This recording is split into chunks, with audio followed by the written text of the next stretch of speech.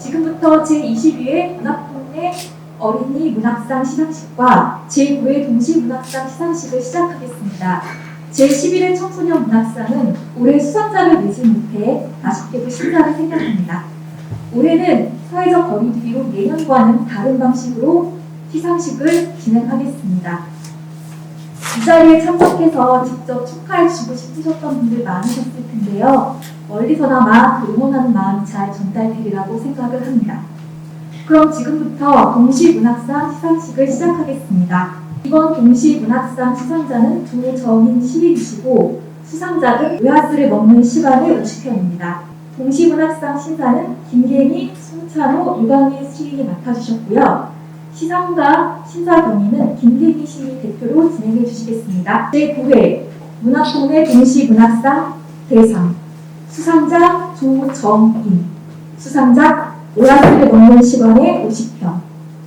제9회 문학동네 동시문학상에 유아의 오아스를 먹는 시간의 50편이 당선되었기에 이 상패를 드립니다. 2021년 1월 25일 심사위원 김계미, 송찬호, 유광희.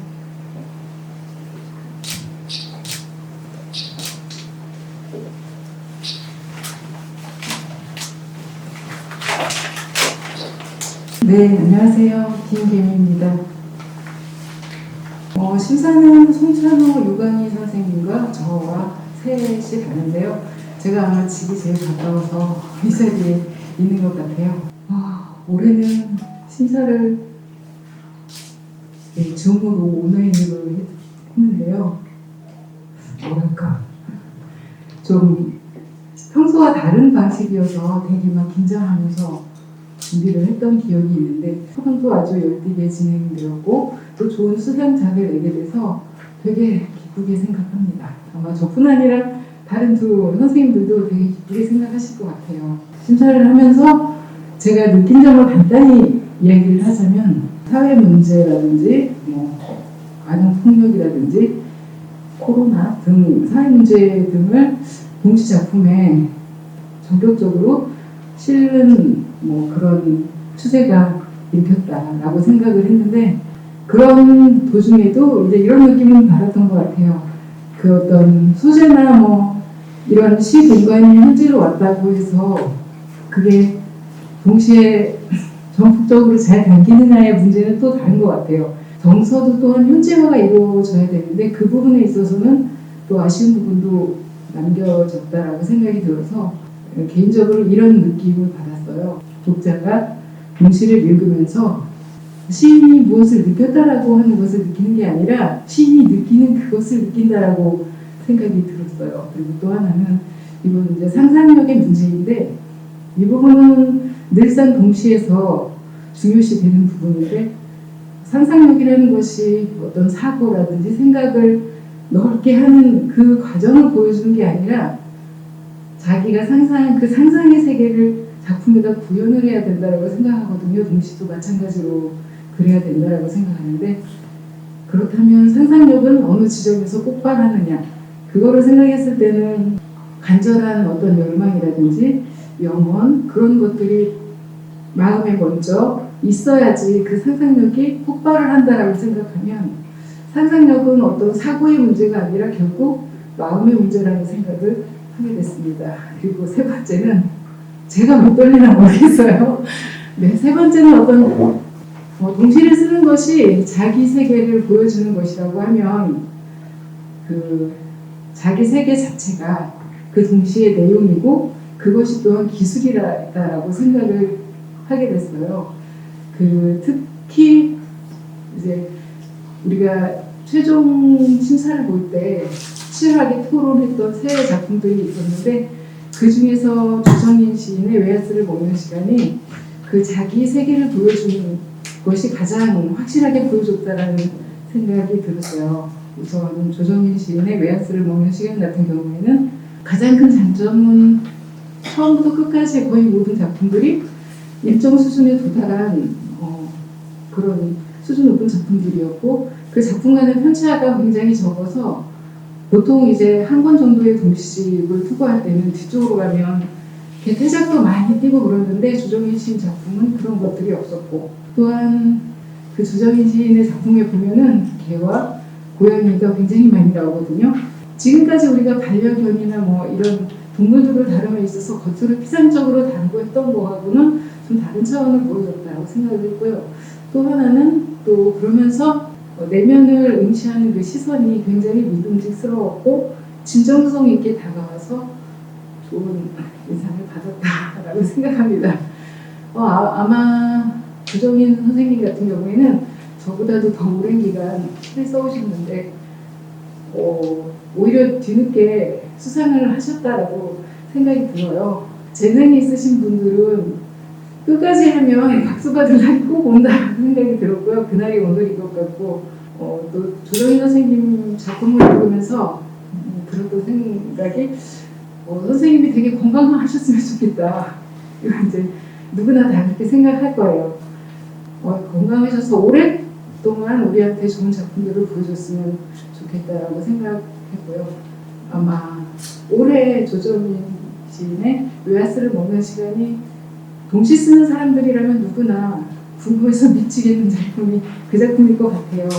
근데 궁금해서 미치겠는 만큼 또 흡입력 있고 재미있고 상상의 날개를 활짝 편 그런 작품이 이제 조만간 올해 우리 앞에 출간되리라고 생각합니다. 무척 축하드리고요. 화이팅! 안녕하세요. 제9회 그 문학동네 동시 문학상을 수상하게 된 조정인입니다.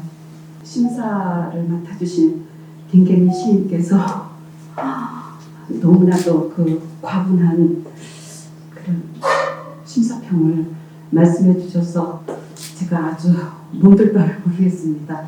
감사드리고요. 시인에게는 저마다 그 시를 쓰게 된 그 원형 공간이라는 그런 장소가 있죠. 저에게는 그게 이제 외관인데요. 외관은 아주 외따로 떨어져 있는 산골마을. 취학 전에, 그러니까 초등학교 취학 전 한 1년 반 정도 그곳에서 보낸 그 1년 반, 그것이 저로 하여 시를 쓰게 한 그런 어떤 그 원형 공간이 되어줬습니다. 특히 생각나는 건 그 외가 뒷안으로 가는 그 초입에 아주 수려한 자기나무 한 그루가 있었어요. 외가 어른들은 다 집을 비우시고 혼자 심심하게 이제 놀았어요. 근데 심심하다는 것도 모르고 놀았습니다. 근데 어느 날 지금 생각해도 제가 눈이 상당히 나빴어요. 아기 때부터. 근데 제가 어떻게 이렇게 꽃지는 장면을 목격하게 됐어요. 정말. 그 자기 나무가 저녁이면 이렇게 잎사귀가 오므라들어요.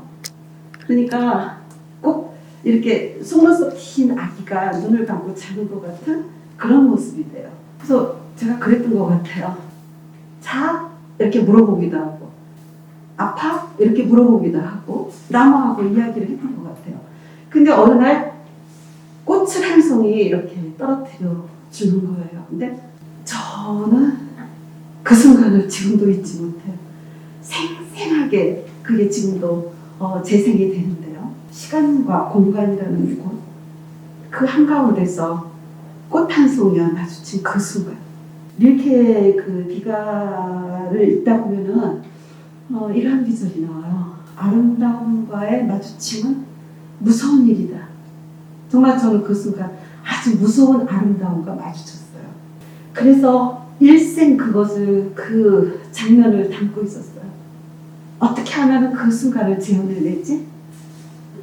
그 하나의 열망이 오늘까지 이제 이렇게 시를 쓰게 했나봐요. 뭐랄까요? 그 자기나무 아래에서 저는 제가 만날 수 있는 일생의 모든 저녁을 만났던 것 같아요. 항상 질문했어요. 그 저녁에 대해서. 그 저녁은 무엇이었을까? 시간이었을까? 공간이었을까? 깊이였을까? 너비였을까? 아무튼 그러한 어떤 질문. 그러니까 그 7살 정도 된 아이한테 세계가 그런 질문을 던져준 거예요. 그 자기나무와 그 저녁은 제가 처음 만난 세계였어요. 나 아닌 외부의 세계.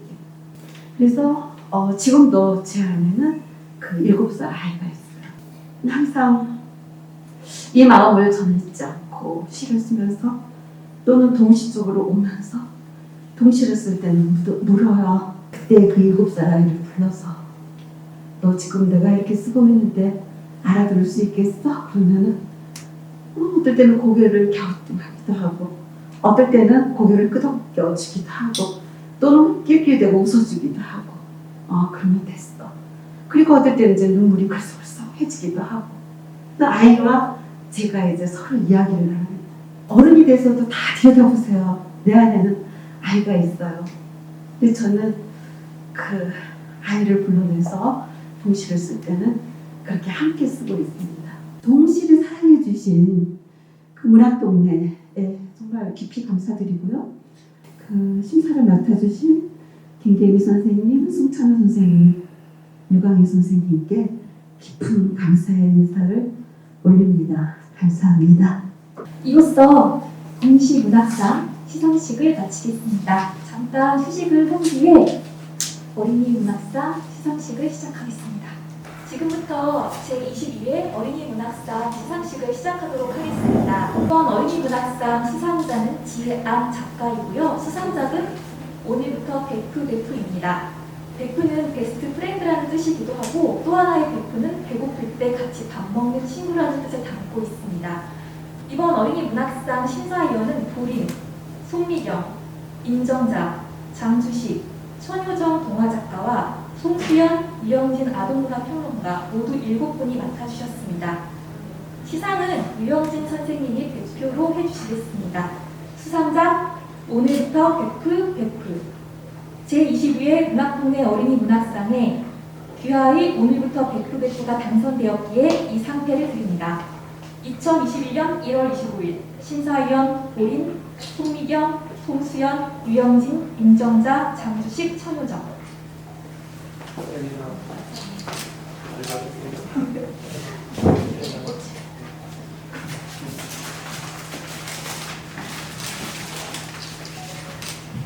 네, 안녕하세요. 이번에 제22회 문학동네 어린이문학상 심사를 맡았던 유영진이라고 합니다. 반갑습니다. 이번 문학동네 어린이문학상 공모에는 지난해와 비슷한 규모인 234편의 장 단편이 투고되었습니다. 아까 심사위원은 7명은 말씀을 해주셨기 때문에 넘어가고요. 총 15편의 작품이 본심에 올랐었어요.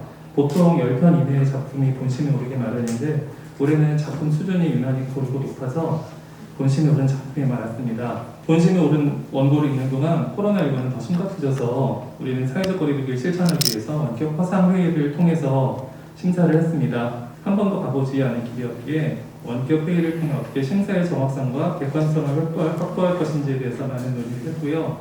1차 심사를 통해서 훔치는 소녀, 비소형의 친구들, 금순이가 기다립니다. 그리고 오늘부터 베프 이렇게 4편이 최종심에 올랐고요. 방금 수상자께서 상을 받으신 것처럼 오늘부터 베프가 대상을 받으셨어요.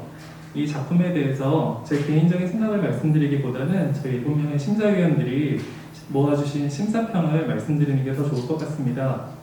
일단 오늘부터 베프는 낙천적인 동심님이 아주 잘 살아있는 작품이라고 아까서 소개를 해주셨죠. 급식 지원 카드를 쓰는 소외된 계층인 주인공에 대해 연민에 빠지지 않고 담당한 인물로 그려내고 있다는 점, 그리고 부조리한 사회 환경과 계층 문제가 선연히 드러나고 있지만 현실 고발을 목적으로 하지 않는다는 점에서 어떤 작품보다 눈에 띄었습니다. 무엇보다 인물을 대하는 작가의 태도가 신중하고 따뜻한 작품입니다. 균형 잡힌 서술로 인해서 인물 한 명 한 명이 사랑스럽고 흑백 논리에서 벗어나 현실의 부정함을 고발하기 위해 인물과 상황을 소비하지 않는 점이 특히 돋보였습니다. 인물의 배치와 움직임, 사건의 축조, 갈등의 해소와 마무리에 이르기까지 모든 면에서 동화의 전범이라 할 만한 플롯을 보여주었습니다. 또한 어린이의 정서를 섬세하게 포착하여 생생한 어린이의 말에 녹여낸 솜씨와 찬탄을 자아냈습니다. 어린이는 반반으로 사는 게 아니라는 당연한 말을 자주 읽게 되는 이 현실을 아동 푸시카드라는 시의적인 소재로 새롭게 정확하게 풀어냈습니다. 다정하고 씩씩한 동심을 담은 믿음직한 작품이 라는데 누구도 의견을 다할 수 없었고요. 아무리 훌륭한 작품이라도 아쉽거나 부족해 보이는 부분이 있게 마련인데 이 작품에서는 통 그런 부분을 찾을 수 없었습니다. 이 작품은 짧지만 풍부하고 가르치려 하지 않으면서도 하고자 하는 말이 선명합니다. 서로 연대하는 삶의 소중함을 이렇게 사랑스럽게 그린 작품을 쉽게 만나기 어렵다는 점에서 우리 7명의 심사위원들은 단 한 명의 이견이 없이 만장일치로 이 작품에 대해 대상을 수여하기로 했습니다. 어려운 시대일수록 스스로를 잘 돌보며 씩씩하고 건강하게 살아가는 인물은 오래도록 우리 어린이들을 위로하고 기쁘게 해줄 것이라 생각합니다. 특히 팬데믹 사태는 아주 많은 어린이들이 힘들게 하고 있죠. 학교를 나오지 못하고 있고요. 그리고 소외된 그 계층의 아이들은 더 많이 힘듭니다. 이렇게 어려운 시대에 이 작품이 그 의미는 아주 각별할 거라 생각되고요. 방금 길고 장황하게 심사평을 말씀드렸지만 한마디로 정리하면 엄청나게 좋은 작품이 우리 어린이들 손에 가게 되었다는 것입니다. 수상자에게 축하의 말씀을 전하고요. 이렇게 어려운 시기에 소외된 계층의 아이들 그리고 그 계층의 아이들을 둘러싼 모든 상황에 대해서 따뜻한 애정과 시선을 가지고 훌륭한 작품을 써주신 지한 작가님께 진심으로 축하의 말씀을 드립니다. 앞으로 오래오래 우리 어린이들을 위해서 좋은 동화를 써주실 거라고 생각합니다. 새로운 작가의 출연을 진심으로 축하드립니다. 안녕하세요. 동화작가 지안입니다. 수상 소감을 따로 준비하지는 않았었는데 평론가 유영민 선생님의 수상작에 대한 평가의 말씀을 들으면서 제 마음 안에 숨겨져 있던 아이들에 대한 저의 그 안타까움과 사랑의 마음이 제 마음을 조금 울컥하게 했습니다. 제가 쓴 오늘부터 베프베프라는 작품은 제가 알고 있는 특정의 어떤 아이의 이야기는 아니지만 제가 그동안 만나왔던 수많은 어린이들이 제 갈비뼈 끝에 대롱대롱 매달려 있거든요. 근데 그 중에는 부잣집 아이들도 있었고 정말 가난한 아이들도 있었지만 그 아이들 나름대로의 행복과 아픔이 누구에게나 있었어요. 근데 그런 아이들과의 소중한 기억이 늘 제 가슴 속에 남아있고 그리고 가끔은 제가 그 아이들이 어떻게 지낼까 행복했으면 좋겠다 이런 생각을 늘 가지고 있었거든요. 그런데 그런 것들이 제가 어떤 상황을 만나면 이렇게 제 마음을 울리고 또 제가 그 작품을 쓰고 싶은 어떤 열망을 갖게 하는 것 같아요. 하지만 누군가의 아픔을 쉽게 얘기하고 싶지 않아서 제가 고민하는 시간이 무척 길었었고요. 특히 제가 2014년도 세월호 사건이 있은 지 딱 한 달 후에 작가로 등단을 했어요. 모두가 축하해주는 자리였지만 저와 또 심사위원 선생님들은 무척 슬픈 날이기도 했죠. 왜냐하면 우리 아이들이 많은 고통 중에 죽어갔기 때문에 제 마음 안에 엄청난 무거움을 가지고 작가 생활을 시작을 했고 그 아픔을 내가 어떻게 위로할 것인가라는 거에 대한 문제의식이 늘 제 안에 있었고 자꾸 사람들이 그랬죠. 저한테 왜 등단을 해놓고 책을 자꾸 안 내냐고. 사실 내고 싶고 그런 적이 많았지만 제 안에는 쉽게 작품을 쓰지 않겠다는 제 나름대로의 어떤 생각이 있었던 것 같아요. 그리고 또 개인적으로 또 제가 또 걸어와야 되는 제 나름대로의 길에서 작품을 쓰지 못하는 사정들도 있었지만 하지만 제 마음 안에서는 늘 그 아이들이 저와 함께 살아있었기 때문에 그 아픔을 이야기하는 것들이 저는 많이 두려웠어요. 두렵기도 했고 수상 소식을 들었을 때 편집자님은 기쁘지 않냐고 물어보셨어요. 근데 기쁘기보다는 좀 놀랬었고요. 또 순간적으로는 옷 벗김을 당한 느낌? 왜냐하면 수상할 때마다 그런 생각을 하는 것 같아요. 한 며칠은 이 작품이 세상에 나가서 과연 괜찮을까라는 고민을 많이 하는데 또 한편으로는 이 작품을 뽑아주신 심사위원분들의 눈을 믿자라는 생각을 또 하게 되거든요. 그리고 또 베프베프의 서진이와 그 주변의 아이들이 이 작품을 보고 뭐라고 얘기할까 그 고민을 또 최근까지 하다 왔습니다. 하지만 이렇게 이 시대에 필요한 이야기일 수도 있겠다라는 거에 저도 동감을 하고요. 또 선생님께서 말씀하셨듯이 지금 코로나라는 사태가 또 우리 아이들을 많이 힘들게 하고 있어요. 그래서 그런 상황에서 아이들이 어떻게 살아가는지에 대해서 고민하고 살펴봐야겠다는 생각을 또 하고요. 제가 뭐 직접적으로 아이들을 돌봐줄 수는 없지만 세상에 누군가는 너를 응원하고 있다. 세상에 누군가는 너와 함께하고 있다는 그런 희망과 위로를 줄 수 있는 그런 작품을 꼭 쓰겠다는 약속을 한번 드리도록 하겠습니다. 부족한 작품인데도 이렇게 힘을 실어주신 심사위원 선생님들과 또 우리 문학동네 선생님들께 진심으로 감사드리고요. 저의 하느님께 또 감사드립니다. 감사합니다. 이로써 22회 문학동네 어린이 문학상 시상식을 마치도록 하겠습니다. 감사합니다.